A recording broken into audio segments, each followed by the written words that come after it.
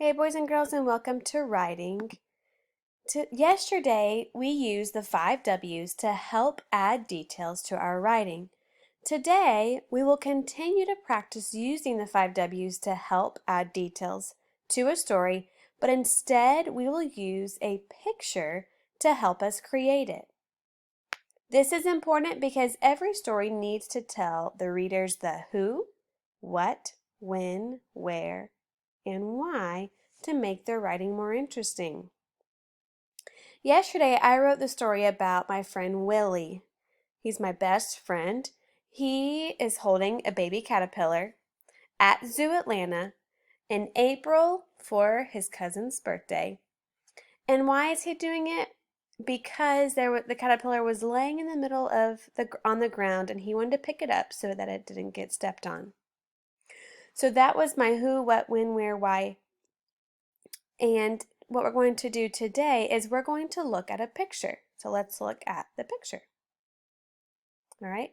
Watch how I use this picture to help me come up with a story to write about using the 5 W's. Okay. Who? I'm just going to make up a name. Carly, my next door neighbor.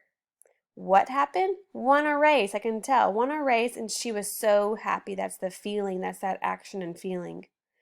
Where did it take place? Outside at school during field day.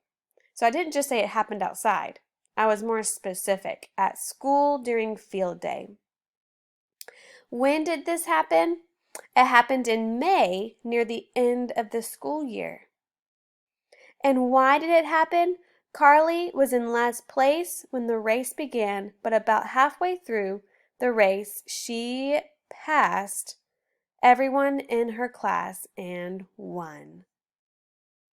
So, did you see how I use this picture right here to help come up with a story using the 5 W's?